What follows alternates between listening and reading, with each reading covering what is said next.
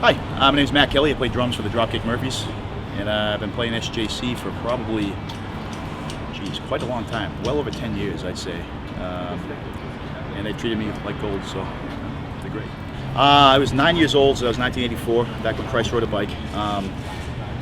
My dad's a drummer, and I was originally going to play the saxophone, but his drum kit was out, and I was like, oh, this is pretty cool. He's like, no, I want to play drums. I forget the saxophone. He's like, you sure? He's like, well, you got to, I want you to, you're going to have to take lessons because I want it to be, part of your education. So a good friend of his, a great jazz drummer, and I took private lessons from him for 6 years. Definitely very formative in my stylistic approach, I guess. Well, they're a great company, and second, they're local, and I like to support local businesses. And they're very hands-on, very just approachable guys. They're great guys. I like the philosophy. I like the way, I like just the cool stuff they can do with drums. Just being a guy who's from an era from before a lot of really cool boutique companies, they just shine through. Everybody like, oh, that's an SJC. Everybody's so psyched to see my kit. I'm like, oh, it's SJC. They're like, oh, of course it is. They're a great company to deal with and work with, and it's nice to support a company full of good people. It's a green acrylic kit. Our crew jokes that it's made of precious emeralds. It has wooden hoops burned with Celtic knotwork around. Very nice hand-done stuff, and custom wooden SJC and Dropkick Murphys badges. I have a 22 by 20, 12 by 10, 14 by 14, and 16 by 16 toms, and they just sound booming. I used them on the last couple of records, and they're explosive sounding, and they look great. It's like a translucent or practically transparent acrylic. Really cool looking. Light guy loves it. I got a lot of compliments on it. Nice. Try to be as unobtrusive as possible, I guess. I'm not a very flashy player. My style has a lot of taking rudiments that you typically play in a snare drum and applying them to the whole kit. Basically, because we are a band with a Celtic and Irish sounding thing, it sort of leaves a little room to be kind of experimental on the drums, but I try to keep, like I said, try to be as unobtrusive as possible and play to the song. Try to get the kick drum, in between the beats where it where it should sit, and just to draw as little attention to myself as possible while playing some tasty stuff. Most of them are dead.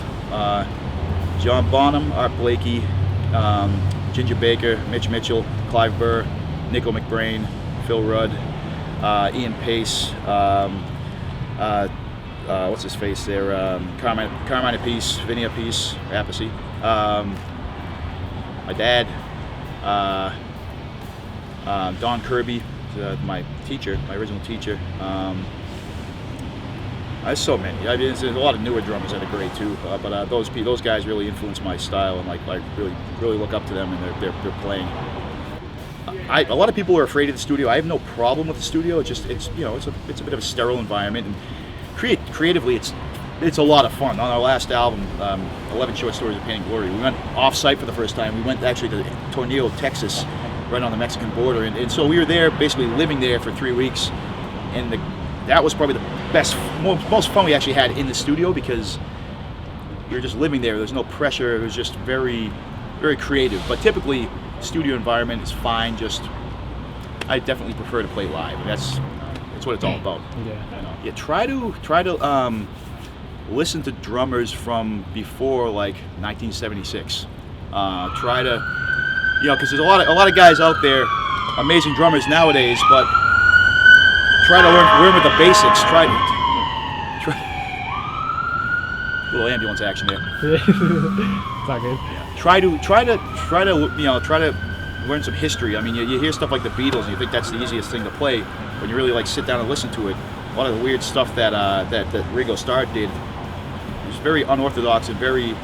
Your muscle memory might trick you into thinking it's easy. Then you go and try it; it's bizarre. So just try to listen to drummers from before the modern era, because that's what the modern drummers, they built upon those guys. So why not go cut to the chase and get to the basics? You know, a lot of those 60s and 70s drummers were, you know, they listened to a lot of jazz guys. They used to, you know, Philly Joe Jones, and again, like I said, Art Blakey, a lot of really cool stuff, and they got a lot of their style and a lot of their chops, a lot of their little idiosyncrasy that they might do from those kind of drummers, those old jazz drummers and rock and roll drummers.